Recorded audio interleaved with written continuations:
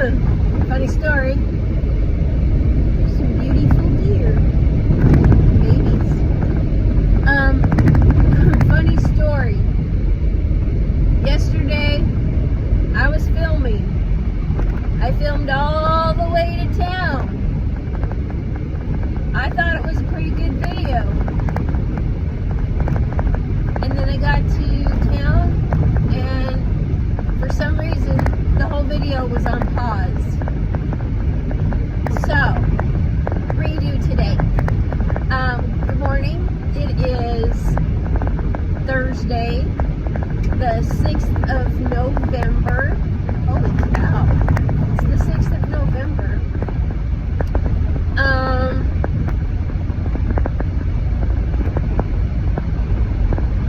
It is, all the leaves are falling. It looks so pretty.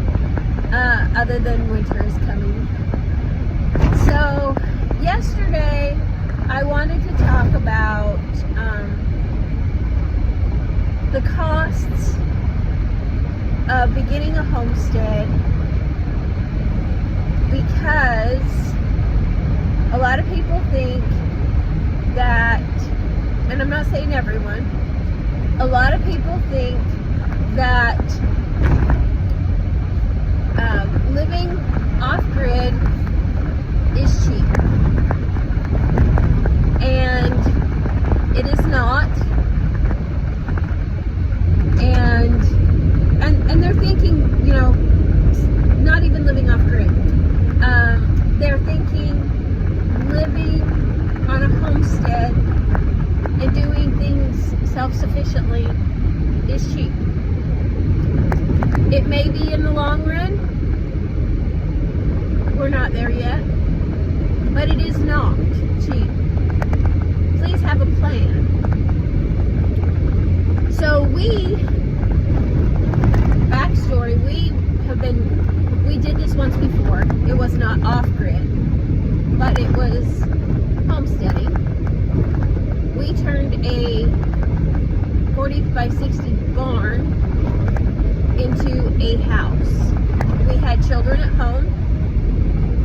It was tough, yes. It was very cold sometimes. But we lived that way for a few years. We also both grew up on farms, basically. Multiples, like not necessarily full-blown farms that butcher your own animals or whatever, but my family deer hunted, elk hunted. We did raise some pigs one time, some sheep. We did have chickens, stuff like that. Horses, all the stuff. Rabbits, which is a whole other story. But Dodge and them lived a lot simpler life than even my family did. And we both wanted to get back to simple. We knew that it was a huge cost because of what we had done before. So we started preparing years and years in advance. Yes, we love hot rod cars. Both of us are car fanatics, which is why working at a dealership is dangerous for me. It's also dangerous for Dodge. But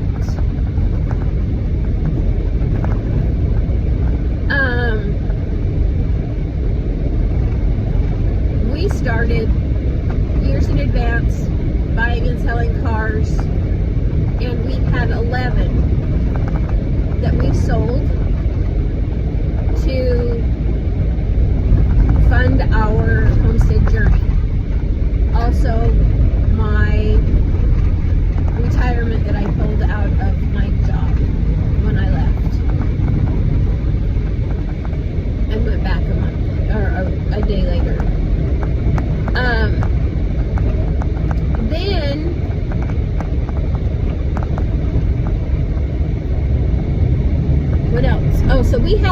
have a little nest egg when we first started. We did not anticipate the robbery, of course, and having to rebuy all the stuff. So a lot of that nest egg went back to getting back some of the stuff that we lost.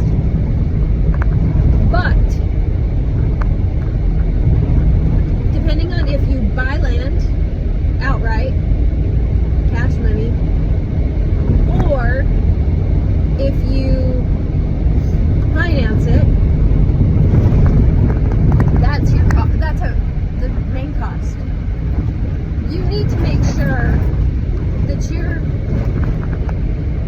ready to go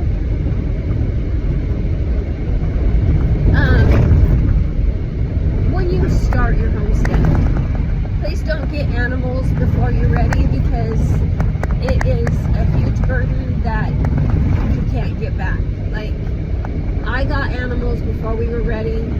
I made that mistake. I was determined that I wanted my little farm.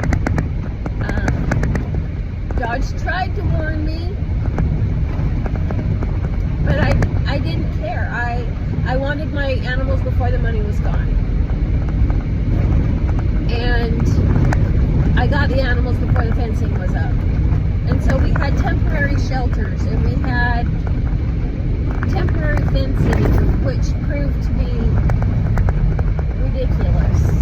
Like, the goats destroyed welded wire, which we know they do. We were just hoping it wouldn't, take as long as it did to get fencing up. I ended up getting rid of my goats, all but Jack. So please, be prepared on that. And fencing is expensive. We tried many different kinds of fencing. We tried barbed wire, we tried welded wire, we've done cattle panels, we've done field fencing, electric fence. I mean, we've tried, I'm not going to say we've tried it all, because we have not, but we tried. Sorry, the road's really rough and there's something behind me, so I was trying to get far enough ahead I could pull over. So then,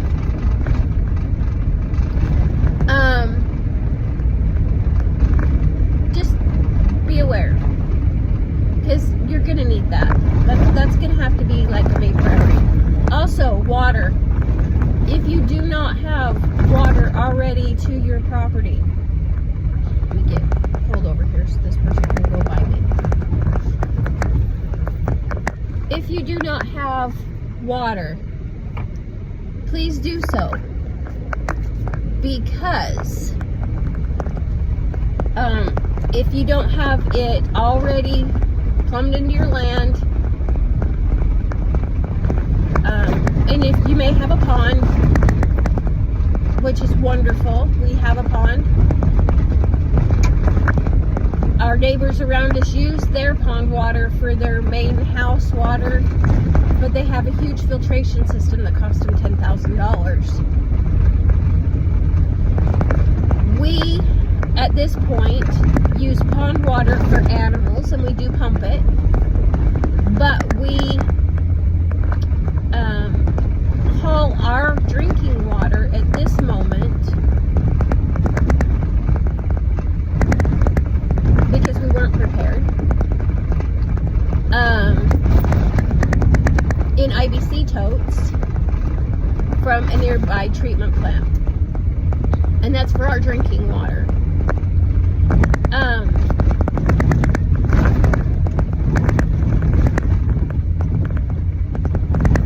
We use a compost toilet, so we don't have that right now, but we are building an add-on to our tiny shed. You are going to need, your filtration. You're going to need water tanks or IBC totes. New water tanks for 3,000 gallon tank is right around $3,000. 2,500 gallon tanks, about that, $2,500. We did not get those yet. We are still going off of IBC totes, which are about $125 a piece, and you need multiples of those.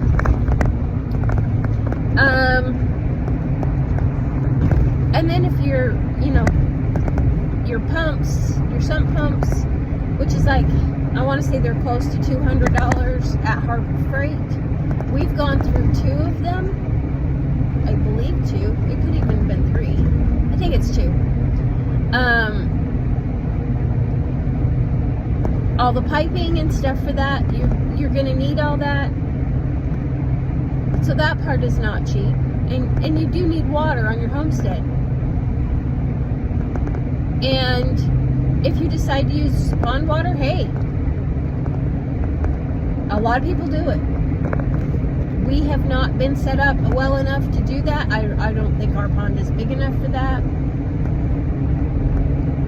It's about a ½ acre, I believe, maybe a little bit more. So there's that. Shelter for yourself and for your animals. Whether you decide to live in a camper, we tried that. Severe weather is a booger, and I did not feel safe in a camper. And really, we just didn't want the cost. So we got a shed from someone who tried it out here and didn't make it, and they gave us their shed. So we turned a 240 square foot shed into a tiny house, and now at this point we are building onto that another 240 square feet. So our living quarters will be close to 500, which that will be so much better. We'll have an indoor bathroom, a bedroom, a living room, a kitchen, and a place for a washer. So that's awesome. Another thing with the water is you have to make sure that you can, do water reserves, because you go through a lot quickly. Dodge and I can go through probably 1,000 gallons a month. No, we get 1,000 gallons a month. We probably go through, because we don't do a lot of laundry at the house. Sorry yet. Probably 500 gallons a month, I would say. That's just what I think. I don't know for sure.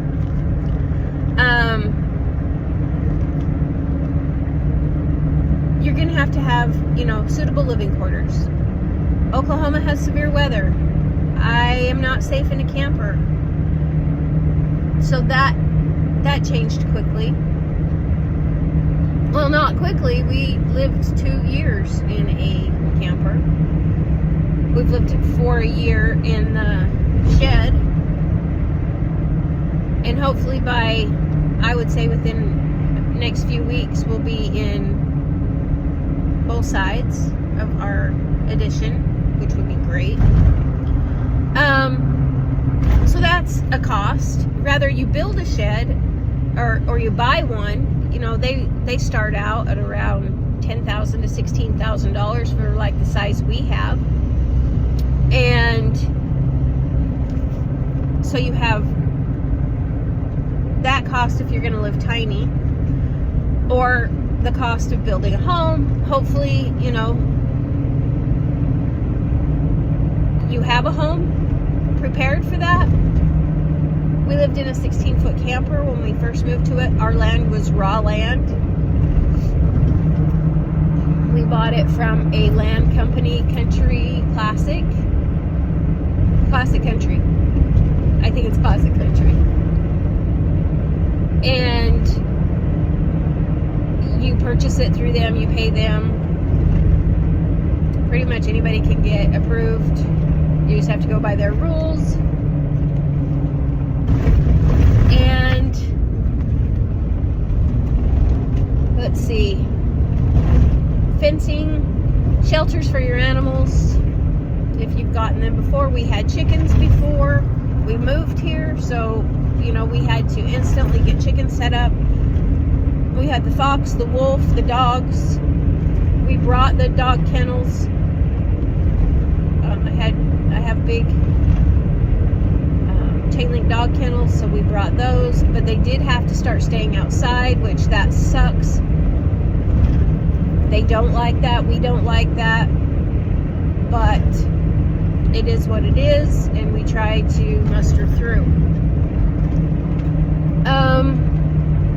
So that's a kind of a breakdown of what you will kind of need to just get started. It just depends on what you choose. We chose to move to raw land with a camper and what we had. You know, we moved from Utah with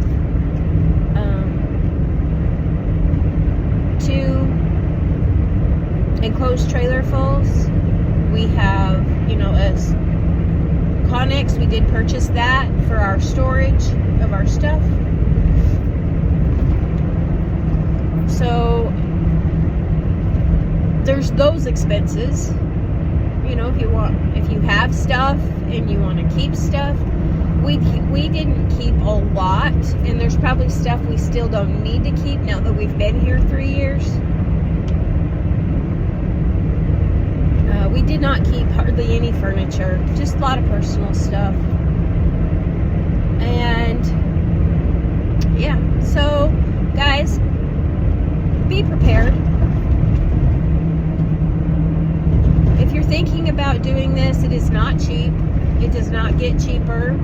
You do still have to have a job. Working for yourself is great, and I hope that works. Having your homestead work for you, I hope that works too. It does take a little bit longer to get things set up. I want to make my homestead work for me, but that has not happened yet. So those are all the kind of things that you have to think about before jumping into it. We could have taken a little bit longer and saved a little bit more, but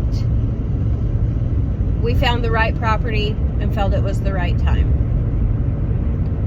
So with that, I'm going to let you all go because I did get into town. I hope your homestead is the best ever. I hope I have answered some questions if you've had any. If not, feel free to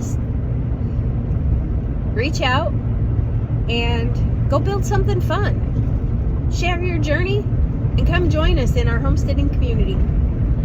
And with that, I will see you guys tomorrow. And this video is still recording, so I will post it today. And I will see you guys tomorrow. Have a good day.